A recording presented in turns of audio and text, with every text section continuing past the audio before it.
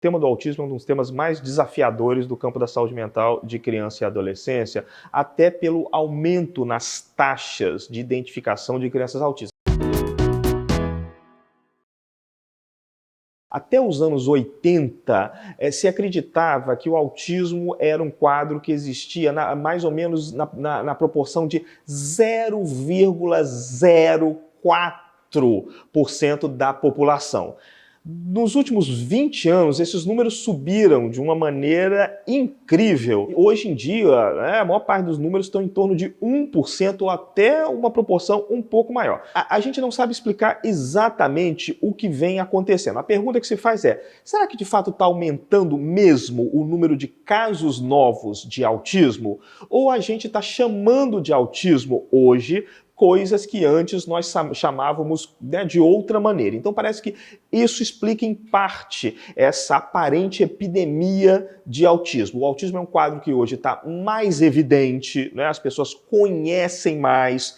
Várias crianças que até os anos 70 e 80 recebiam o diagnóstico de retardo ou deficiência mental, ou mesmo psicose infantil, hoje em dia, né, recebem o diagnóstico de autismo. Você tem quadros que foram incluídos e que não eram antes, como a chamada síndrome de Asperger, né, que é aquelas crianças que têm uma dificuldade social, mas elas têm um bom desenvolvimento cognitivo e de linguagem. Hoje em dia você tem, né, o diagnóstico de autismo muitas vezes é necessário até para direitos sociais, adquirir direitos sociais por parte da família, poder ter uma flexibilidade maior em relação ao processo de ensino na escola. Então isso parece que justifica em parte esse aumento na identificação nos quadros de autismo, mas não se sabe responder exatamente se está aparecendo mais crianças autistas a cada ano que passa. Então esse é um tema que é importante que os pais estejam atentos, mas sem um alarmismo que muitas vezes é disseminado como se fala